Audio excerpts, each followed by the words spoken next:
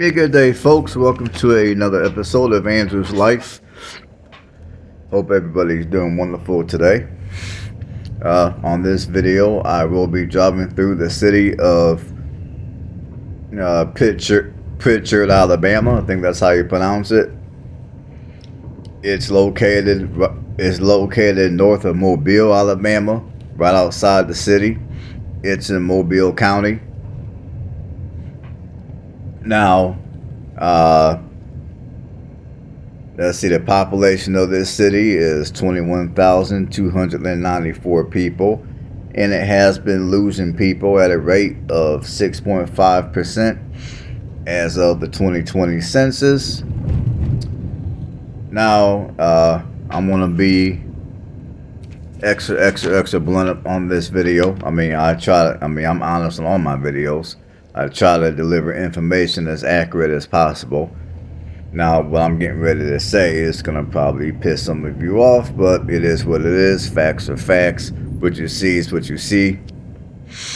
But in a nutshell, this city is very depressing, to say the least. And it's also very sad to see a city in this type of condition. Now, I'm pretty sure for those of you that are old enough to remember this city in this prime time, to see this city like this now would be very sad and depressing to many of you. So for those of you that are from this city, you got family in this city, I mean no disrespect whatsoever. I'm just stating what I see and how I feel and a few facts to go with it. So, out of the many issues that this city has, we're going to, one of the main issues that this city has, of course, is going to be crime. And another, which kind of coincides with the crime, is going to be poverty. I mean, the two, unfortunately, go together. I mean, this city used to be a much better place to live. I mean, there used to be a substantial amount of revenue circulating through this city, but not so much anymore, as you guys can see. And in a second, I'm going to be driving up this little street here. I was going to drive around that little area, but once I got up there, as you guys will see, there's a whole lot of overgrowth going on. It's hard for me to see what I'm driving over. So given the overall appearance of this city, I did not feel like taking a chance of driving all around this area and then puncturing my tire and then being stuck here. Now, as you guys can see, this part of Prichard is completely abandoned. As you guys can see, overgrowth going on. And if I were to drive a little further back, there are more houses back there. Every last one of them is vacant. I mean, this whole area, as you guys can see, is has completely been abandoned. You got garbage and tires and just people dumping their crap all over the place, as you guys can see. And this city, I mean, honestly, this city, it reminds me a lot of Gary, Indiana. So for those of you that don't know Gary, Indiana, go back on my Gary, Indiana videos and check them out. But this city reminds me a lot of Gary, Indiana, with the amount of urban decay that's here. Now, obviously, Gary is a much bigger city compared to this one. But this city to me is a small version of Gary, Indiana. And for those of you that are Alabama natives, maybe you know a thing or two about Selma, Alabama, which is one of Alabama's worst cities when it comes to poverty and crime. Now, this city is actually worse than Selma. In my opinion, it looks worse than Selma. And in a minute, once I read the crime numbers, I don't have my data for Selma in front of me at this particular moment, but the crime in this city is, I believe the crime here is worse than Selma according to the data. But yeah, and this is one of those type of cities to where, I hate to say it, but I personally would never want to purchase a home in this city. And at the very least, I would be leery to invest in this city. Like, I know some of you that watch my videos, you're real estate investors, or you want to be one. And my attitude is, if you want to be a real estate investor in this city, invest at your own purpose. Just remember, when it comes to real estate, you get what you pay for. So if you can find a house here for dirt cheap, thinking that you're going to make a bunch of money, you're going to make bank. In most cases, investors that think they're going to make bank end up losing money. In a city like this, in this condition, I personally wouldn't suggest anyone who's wet behind the ear, who has never invested before. This is not going to be the type of city to where you're going to want to start to invest. Now, yes, houses here are going to be extremely low price. But if you look around the city, you guys can see why. And I'm going to go ahead and give you some data in concerns to crime. The violent crime here is 4 times the national average. 4 times. Or another way to put it is, it's 400% above the national average. The violent crime is. Your property crime is double or 200% above the national average. So either one of those numbers are good numbers. Those are the type of numbers that you do not want to hear in concerns of crime. Now, when it comes to property crime, obviously it's never a good thing or a good feeling to have any of your stuff stolen. Now, I've lived in areas where the property crime was around double the national average, and I had no issues. The main thing that makes me nervous is the violent crime. Now, I'll be honest, I never lived in a city to where the violent crime was 4 times the national average. And I would never live in a city to where the violent crime is that high.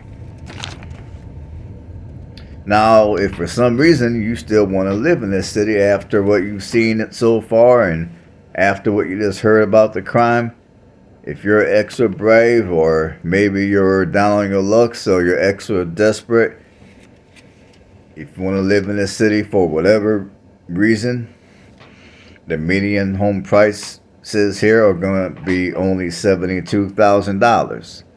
So you can definitely buy yourself a house here for a very low price. You can probably find you something around here for, for pre-pandemic days, for pre-pandemic prices at this point. Now, if you're just looking to rent, rent prices are going to go anywhere from $490 to $920 a month. Those prices reflect anywhere from a studio apartment to a 4-bedroom apartment. Now, kind of piggybacking on some of the comments I made earlier about the crime and how this city deteriorated over the last few decades. Now, this city was incorporated in 1925, and the Many of the houses in this city were built for the shipbuilding were built for the workers who work for the shipbuilding companies located in Mobile. So a lot of people would live here, raise their family and all that good stuff, and then they would drive into Mobile for work, to work at the shipbuilding companies. Now in 1972, this city had its first black mayor. His name was A.J. Cooper. Now back in 1972, this city at that time was predominantly white.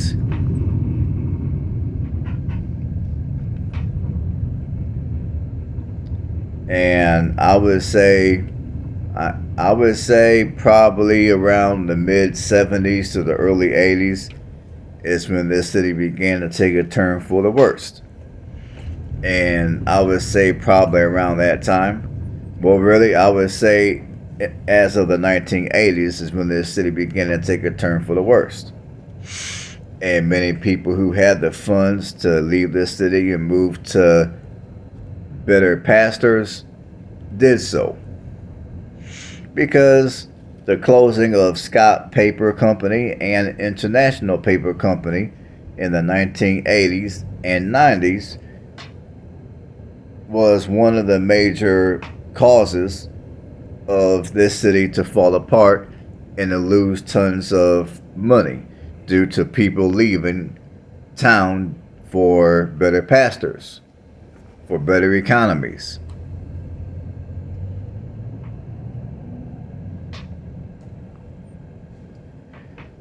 And as you all should realize, the more people that leave a city, the less tax revenue that city is going to receive.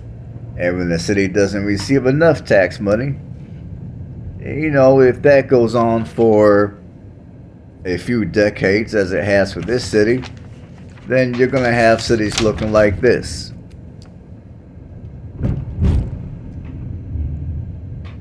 Now in 2000, hold on. Now this city declared bankruptcy in 1999.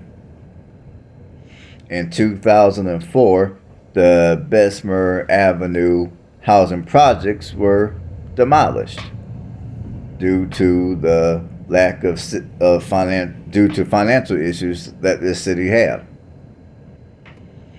And back in 2010, the Restoration Youth Academy was opened up, and it closed only 2 years later in 2012 due to the owners not being able to pay rent or choosing to not pay rents. And apparently the Restoration Youth Academy was a Christian camp, and according to my research, a few unsavory things went on in that camp, things that I really can't discuss because I don't want to get my video demonetized. So basically, in a nutshell, this city over the last few decades has been deteriorating. I mean, due to the loss of employment opportunities and people just up and leaving the city, and like I said, moving to other communities close by that are better. I mean, just due to that, and just due to all that, I mean, in a nutshell, that's basically the reason why this city is in the condition that it's in.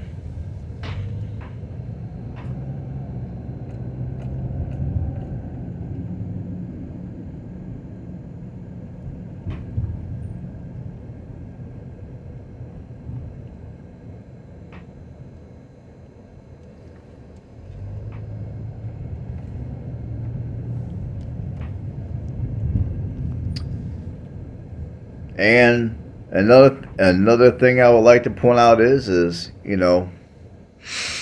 a lot of people that might make the comment, myself included, You know, there's people that look at communities like this and you know, we tend not to understand, okay, well, why don't the people who live in this community take care of it better? Why don't they do this? Why don't they do that? Why don't more people who are of a certain ethnicity, I'll just put it like that, go into this city and open up some businesses?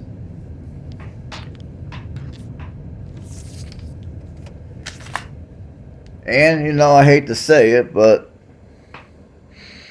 in communities like this, with the crime being the way it is, if anyone were to open up a business in a city like this, I mean, not only, like, if you open up a storefront business, not only would you most likely pay a higher insurance premium to open up your business in a city like this due to the high crime,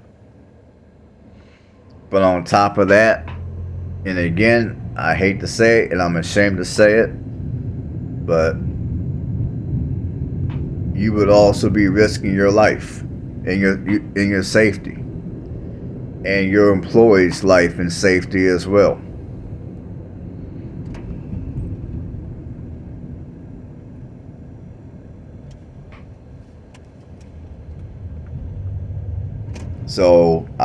So it's safe to say that many people that have the means to come into a city like this and open up a business, they have decided not to, because when you do the math on what it will run to open up a business in a city like this, the insurances, and then you take into consideration all the different risks associated with running a business in a city in this type of condition.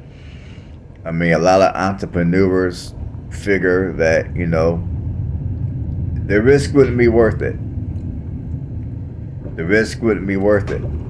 I mean, you know, the money for higher business insurance, then you're putting your safety on the line. Any employees that you hire, you're putting their safety on the line.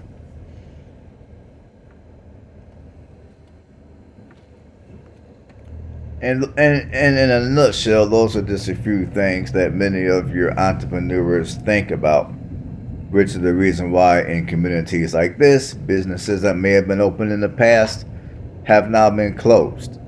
And most likely there will be no new businesses in this city that will open up. I mean, maybe there'll be a few little convenient shops here and there, but nothing substantial, nothing significant.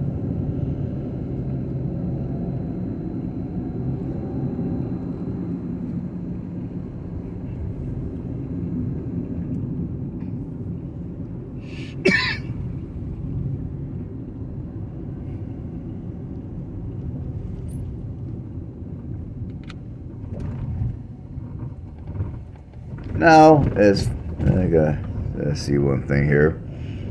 Now, as far as the racial makeup of this city, I almost forgot to include this piece of data, but this city is 10.7% W, 87.3% B, and 1% H, and all the other ethnicities are less than 1%, and typically on this channel, any ethnicity that's less than 1%, I don't even bother to read. Anything that's 1% or higher, I'll include. So, as you guys have just heard, I mean, the majority of the city is B. Basically, a bunch of people that look like myself. So, some of the stuff actually, much of what I said about this city, although it is true, and there's statistics to back it up, and obviously you guys see what you see, I still am ashamed to talk about this city in the way that I'm talking about it, but hey, facts are facts.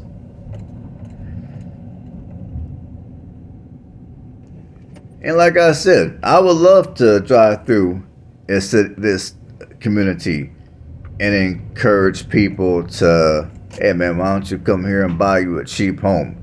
while you're at it, why don't you open up some businesses and try to revive this and try to revive this city? You know what I'm saying? Just, do what it do. I mean, there's a lot of people that would have that kind of message. And I'm gonna be honest, back, not so long ago, I used to feel the same way, and I would have messages like that on my videos. And sometimes on occasions, I still might say some stuff like that. But then there's another part of me that taps into, I guess, what's called reality. And the reality of the matter is, there's not enough people in these communities that take enough pride in their community for it to make any type of a substantial difference. And I mean, honestly, I couldn't honestly with a straight face go up to anyone that's doing anything with their life and encourage them to come into a city like this and purchase a home. I mean, would I want to buy a home in a city like this? Hell no. So why would I suggest anybody else to do such a thing? I mean, that would be hypocritical. However, for those who live in this city currently and you like where you live, if you're paying rent, then those are the people that I would encourage to A, purchase a home, invest in your community, and be that positive role model that some of the youngsters around you need.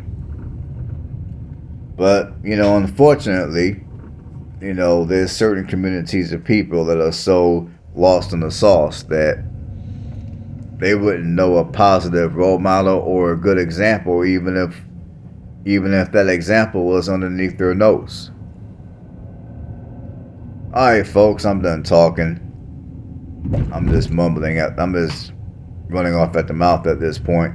So I'm going to let you guys enjoy the rest of the video. And if you haven't subscribed to the channel, consider doing it. If you like what you see or what you hear, give me a thumbs up to help the YouTube algorithm. As always, I thank every last one of you for tuning in to another video of mine. And on that note, everyone have a blessed one, and I will see you on the next one.